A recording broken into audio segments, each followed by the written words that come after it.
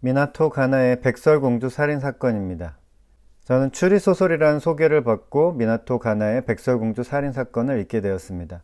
제목에서 풍기는 분위기처럼 백설공주라고 불리는 누군가의 죽음과 그 범인을 찾는 이야기가 펼쳐질 것이라고 예상했습니다.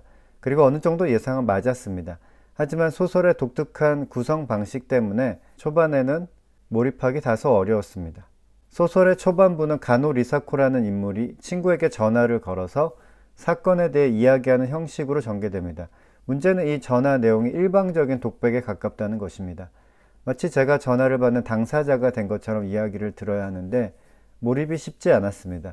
리사코와 비슷한 나이대 여성이었다면 조금 더 공감하며 읽을 수 있었을지도 모르겠습니다. 또한 일본이 화자라는 점 때문에 어느 정도 거리감도 있었습니다. 이러한 독특한 구성 방식은 신선하면서도 초반 몰입을 방해하는 요소로 작용했습니다. 하지만 이는 이 소설만의 특징이기도 합니다. 소설은 한 화장품 회사에서 일어난 살인사건을 중심으로 전개됩니다.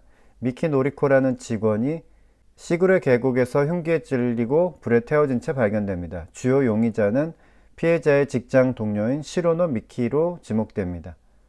프리랜서 기자 아카오시 유지가 취재 내용을 SNS에 올리고 주간지 기사를 게재하면서 사건은 순식간에 세간의 이목을 집중시킵니다. 사람들은 언론을 통해 얻은 정보들을 바탕으로 저마다의 추리를 펼치고 대부분 시로노 미키를 범인으로 확신하게 됩니다. 이야기는 이렇게 시작합니다. 여보세요. 아직 안 잤어? 자고 있었다고? 그럼 당장 일어나. 문자로 끝낼 얘기가 아니야. 물론 긴급 중대 뉴스지. 너 아니? 나 오늘 난생 처음으로 경찰서에 가서 참고인 조사를 받았어. 교통 위반이냐고? 그런 시시한 일이 아니야. 그리고 내가 잘못한 일도 아니고 시골의 계곡에서 일어난 사건 말이야. 이 소설은 전통적인 추리소설의 형식을 따르지 않습니다. 탐정이 등장한 사건을 조사하고 진실을 밝히는 과정이 중심이 되는 일반적인 추리소설과는 달리 백설공주 살인사건은 기자가 여러 사람을 인터뷰하고 그 내용을 전달하는 방식으로 이야기가 진행됩니다. 따라서 독자는 능동적으로 범인을 추리하기보다는 다양한 사람들의 이야기를 따라가게 됩니다.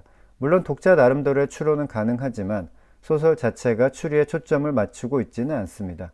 미나토 가나에는 이 소설을 통해 언론에 의한 사회적 담론 형성의 문제점과 경험의 주관성에 대해 비판하고자 했던 것으로 보입니다. 언론이 특정 인물을 유력한 용의자로 지목하는 순간 사람들은 진실보다는 그 인물이 범죄를 저지를 만한 동기나 성격이 있는지에 더 큰 관심을 갖게 됩니다. 소설을 읽다 보면 독자 역시 자연스럽게 시로노 미키가 범인일 것이라는 생각에 빠져들게 됩니다. 물론 반론도 존재하지만 대세를 거스르기는 쉽지가 않습니다. 저는 이 소설을 읽으면서 도저히 범인을 추리할 수 없다고 생각했습니다. 흥미로웠던 점은 시로노 미키라는 평범한 인물이 어떻게 이렇게 다양한 방식으로 해석될 수 있는지 보여준다는 것입니다. 사람은 다층적이고 복잡한 존재입니다.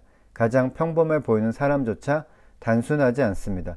그리고 그런 사람을 분석하고 판단하는 것 역시 사람입니다. 따라서 자신의 관점에 따라 대상에 대한 분석과 판단은 달라질 수밖에 없습니다. 시로노 미키를 긍정적으로 보는 사람, 이상하다고 판단하는 사람, 심지어 사악한 면이 숨겨져 있다고 생각하는 사람까지 각자의 관점에서 그녀를 이해합니다. 무엇이 옳고 그른지 단정 지을 수 없는 상황 속에서 독자는 혼란을 느끼게 됩니다. 특히 시로노 미키를 저주의 힘을 가진 사람으로 해석하는 부분은 매우 독특했습니다. 그녀를 거의 마녀처럼 취급하는 사람들의 모습은 일본 특유의 정서가 반영된 것인지 궁금증을 자아냈습니다. 물론 개인의 믿음은 자유이지만 살인사건이라는 중대한 문제에 이러한 편견을 개입시키는 것은 지나치다는 생각이 들었습니다. 이러한 사람들의 이야기를 언론을 통해 접하게 되는 시로노 미키의 심정은 어떠했을까요? 다음은 시로노 미키의 인터뷰 내용 중 일부입니다. 저는 제 과거를 알 수 없게 되었습니다. 제가 괴롭힘을 당한 아이였을까요? 집념이 강하고 음흉한 여자였을까요? 제게 저주의 힘이 있었나요? 학창시절에 아이들에게 미움을 받았나요? 친구라고 할 만한 존재가 있었나요? 자신의 기억으로 구성된 과거와 타인의 기억으로 구성된 과거, 과연 어느 쪽이 옳을까요? 그렇다면 과연 미키 노리코를 죽인 사람은 누구일까요?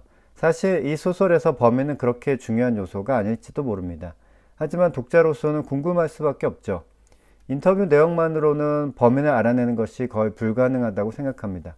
왜냐하면 인터뷰에 응한 사람들 모두 자신의 처지에서 자신에게 유리한 방향으로 이야기했을 가능성이 크기 때문입니다. 이 소설의 핵심은 한 사람에 대한 이해가 얼마나 왜곡될 수 있고 얼마나 다양할 수 있는지를 보여주는 데 있습니다. 시로노 미키가 혼란스러워했던 이유는 자신이 이해하는 자신과 타인이 이해하는 자신이 너무나 달랐기 때문입니다.